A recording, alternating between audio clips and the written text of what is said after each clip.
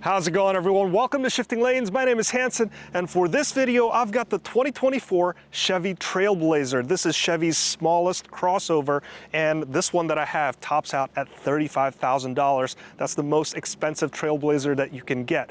And in this video, I'll tell you why the 2024 model year version is the one that you want to get, because this thing is feature-packed. It's got big screen, panoramic sunroof, new redesign, and this one has all-wheel drive. So let's begin with the outside first. This is a refreshed model, but I think you have to squint really hard to tell the difference between this one and the previous years. Starting with the daytime running lights, it is a lot slimmer than before. And if you look at the grille does look a bit wider and slimmer at the same time. So this matches the bigger brother, the Blazer, and also the Chevy Trax. This bow tie emblem is placed a little bit further down compared to last year's model. And if you look at the headlight, this has been reshaped so it looks a little bit smaller. This still has LED hardware, of course. And if you look down here, more sportiness, you could find this faux carbon fiber look to it. It does look a bit aggressive, but considering how this car drives, this is a little bit funny to me. Now looking at the side, this is more or less the same design as before. You get this two-tone paint design. This one is called Fountain Blue, and it's a very striking blue. This is new for the 2024 model year. And with the two-tone paint, you get the black roof, the black A-pillars, and you also have the matte black rocker panels and also the black lower front and rear fascia, giving the illusion that this has a higher ground clearance. And it's actually not bad here. This has 7.5 inch of ground clearance, which is good and gives the car plenty of utility. New for the 2024 model year, you get these 19-inch wheels. Pretty attractive design, and it gives the car a premium look. As for the rest of the profile, you have nice character lines, providing some interesting look, that floating roof design. And looking at the rear, very slight redesign. There are two bumper designs, of course. This is the RS design, and it looks more sporty with the vertical reflectors. I like how it's inset in here, giving the car a beefier presence. So all in all, not a bad looking small crossover, and I think this redesign makes the small Trailblazer just a little bit like the bigger brother, the Blazer and the Trax, but still maintaining that small urban dweller type of car. I want to hear your thoughts on how this car looks. Moving inside, the 2024 model year also gets a very nice refresh inside, and this is the reason why you want to buy the 2024 model year over the previous ones. First of all, you get this driver-oriented layout. You get this really nice 11-inch touchscreen for the infotainment system. You get wireless Apple CarPlay and wireless Android Auto. You get Bluetooth audio for 2 active devices, and you still have the physical volume dial on the screen. And I also like the way this infotainment system works. It's simple, straightforward, though it can be a little bit slow upon startup. But generally speaking, the performance is pretty good. And right straight ahead, you have this 8-inch digital driver display. It's simple. You don't have any extra fluff with like different designs and everything. And I like that both of these screens is standard across all the trims. So even in the lower end trims, you could still get these modern looking devices.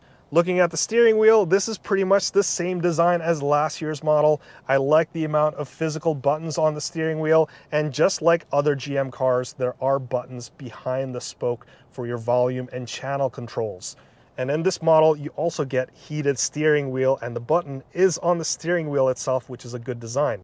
Now moving to the center console, first of all, you see a lot of red trim on here. Again, this is unique to the RS model, so it gives it a sportier feel. And also, if you look at the dash here, there's nice textures on here to give it just a little touch of class, but it still looks a bit economy. You get this red contrast stitching, which makes it looks a little bit nicer. And right below, you have your climate controls. This is a single zone only, and the switch gear is very much standard Chevy. It's really nothing to write home about, but it's very functional. And I like that for this one, you also get heated seats. Now looking down below, you have a couple of ports. You have your USB Type-C and Type-A connection still, and down below here you have your wireless charger. And I like how this one worked pretty reliably. I have an iPhone 14 Pro with the standard Apple leather case, and I just threw it in there and it was able to maintain a charge throughout my drive, which I can't say the same for other wireless chargers.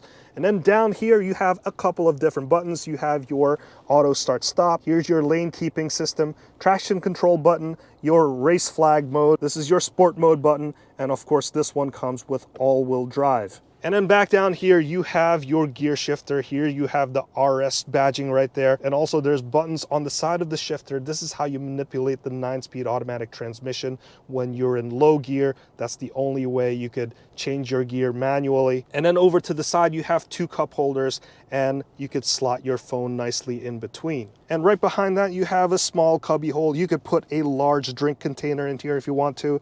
And then underneath the armrest, you have a fairly small storage solution and this tray that you could remove. As for the seats, they look pretty fancy in this RS model. You get this RS stitching on the headrest, and you also have the red contrast stitching along the side and the piping, making the seat look a little bit nicer than the base trim.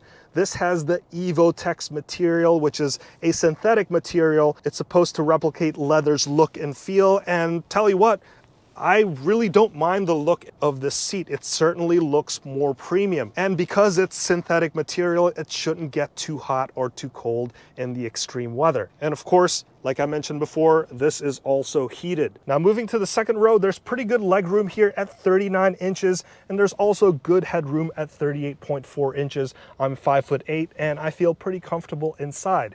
Unfortunately, there's no vents back here. There are a couple of USB ports down below, and there's also a very good view because if you look up, this one comes equipped with the panoramic sunroof. And as for cargo space, you have pretty good space back here at 25.3 cubic feet, and I like how there's also spare tire underneath. And if you need to expand the space, I like how you could just fold the second row seats down from back here, and this will give you 54.3 cubic feet with the second row down. Now, most importantly, what is it like to drive? Now, the Trailblazers only come with the 3-cylinder engine with a turbo. Now, depending on the trim or the drive type, you may get a 1.2-liter turbo with a CVT or a 1.3-liter turbo with a 9-speed automatic transmission. This RS model gets the more powerful, although not by much, 1.3-liter turbo, which is making 155 horsepower and 174 pound-feet of torque. Now, 3 cylinders may sound very tiny and very strange to you, but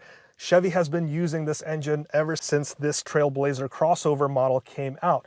And a couple of years ago, Toyota introduced the Toyota GR Corolla, which uses a 3-cylinder turbo engine, and that one is pushing a stout 300 horsepower. So rest assured that there's some backing on the 3-cylinder engine design. Now, performance of this engine is sufficient. It's not exciting, but it's also not underpowered. You won't be impressing anyone, but for normal commutes, this has enough juice to get you out of hairy situations.